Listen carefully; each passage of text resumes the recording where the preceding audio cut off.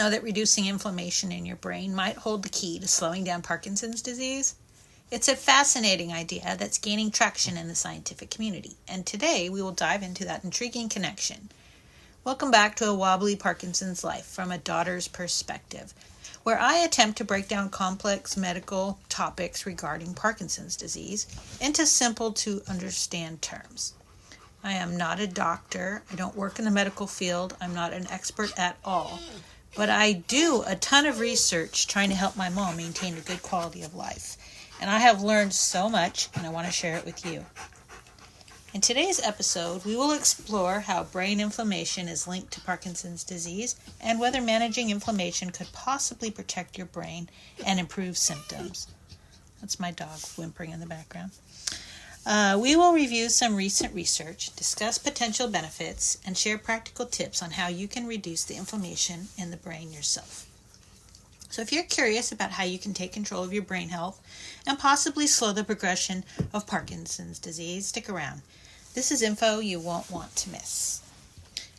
Northwestern University reported positive results into a new drug that's in development that works on the premise that decreasing inflammation in the brain might help slow the development of not only Parkinson's disease, but also Alzheimer's and multiple sclerosis. Sounds promising to me. Several other studies show that people with Parkinson's disease have higher levels of inflammation in several brain regions than those without the disease. This inflammation is associated with worsening cognitive scores. As you see, there's a growing evidence suggesting that inflammation in the brain may play a role in the development and progression of Parkinson's. But what causes inflammation in the brain in the first place? There are a few things. Infections, they can be viral, bacterial, or fungal. They can all cause inflammation in the brain. Immune system problems. Sometimes the body's own immune system is overactive. Aging is another cause. As people age, they can experience low-grade inflammation due to the aging process itself. There are also contributing factors, such as stress, poor circulation, lack of exercise, diabetes, and other illnesses. Inflammation can affect one or more areas of the brain and can range from mild to severe. In extreme cases, it can lead to brain damage, stroke, or even death. Before we talk about how decreasing the inflammation in the brain can potentially slow the progression of Parkinson's, we need to understand what happens in a Parkinson's patient's brain. Shh. He wants my attention. Microglia are the brain's immune cells. When something damages our cells, they release tiny messenger proteins to alert the immune system that something is wrong.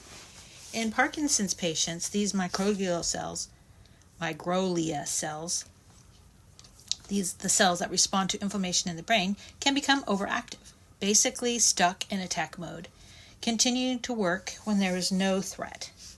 In a non-Parkinson's patient, the microglia would look for what is causing the inflammation, such as an infection, dead or dying brain cells, damaged proteins, etc.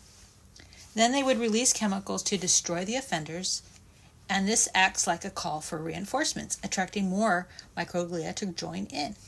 After they have destroyed the invaders or removed any damaged cells, they would turn off their attack mode, clean up the remnants, and release chemicals to promote healing and repair.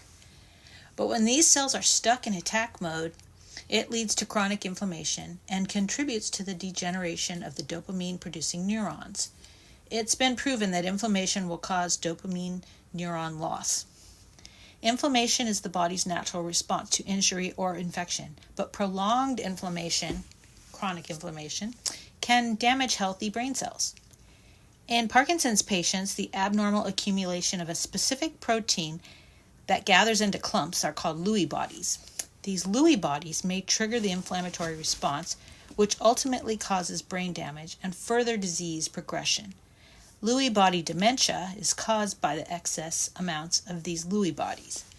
Lewy body dementia is closely related to Parkinson's disease and causes some or all of its motor symptoms, the movement symptoms.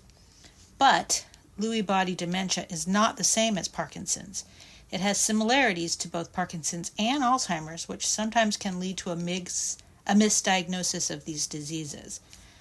Lewy body dementia has been described by Jacqueline Cannon of the Lewy Body Society as The worst bits of Alzheimer's and the worst bits of Parkinson's all put together, which is very sad.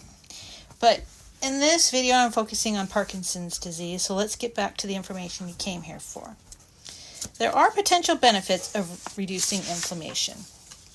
The first and most important is protecting neurons. By reducing inflammation, it may be possible to protect neurons from damage caused by chronic inflammation responses. This could slow the progression of the neurodegeneration in Parkinson's disease. It will also improve symptoms by lowering inflammation.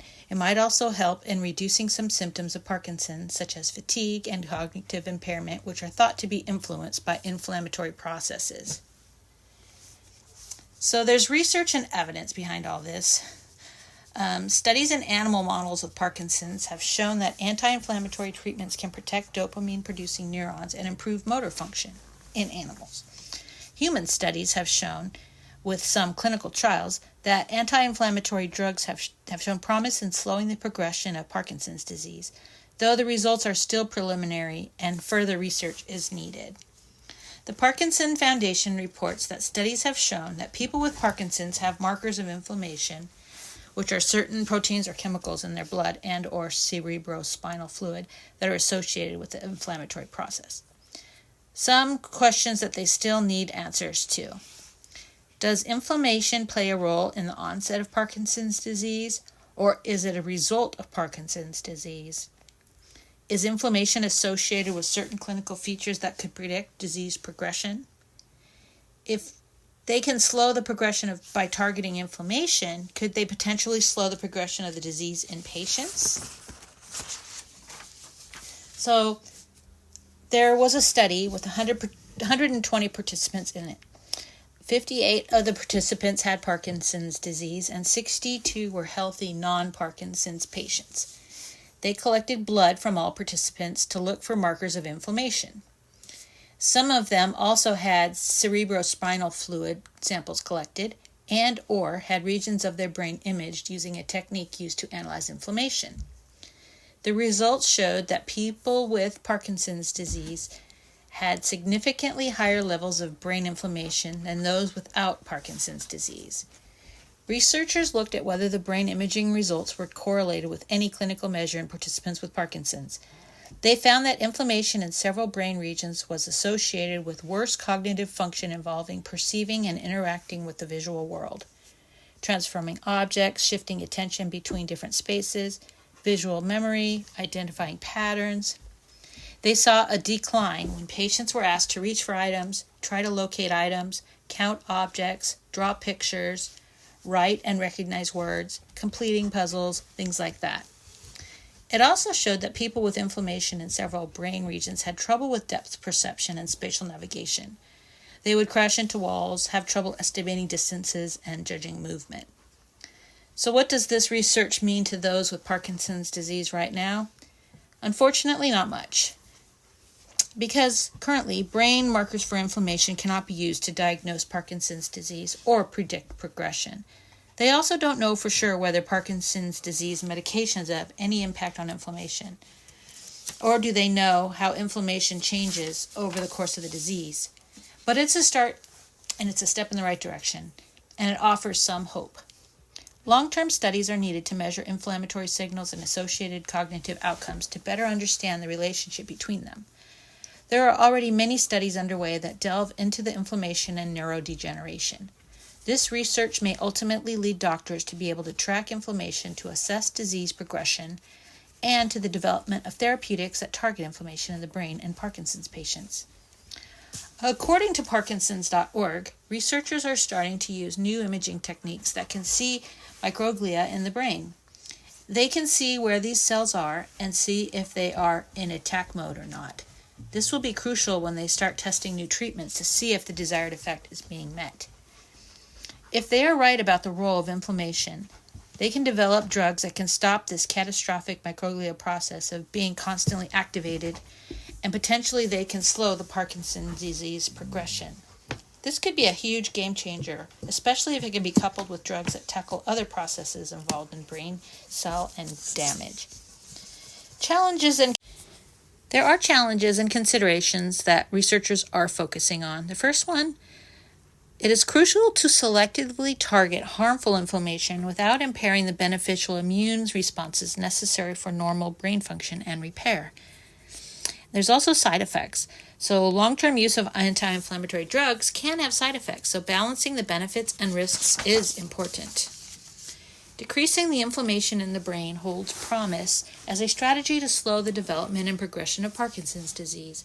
While there is encouraging evidence from both animal and human studies, more research is needed to fully understand it and to develop effective and safe anti-inflammatory treatments for Parkinson's patients. Meanwhile, they suggest adopting a healthy lifestyle with a focus on reducing inflammation.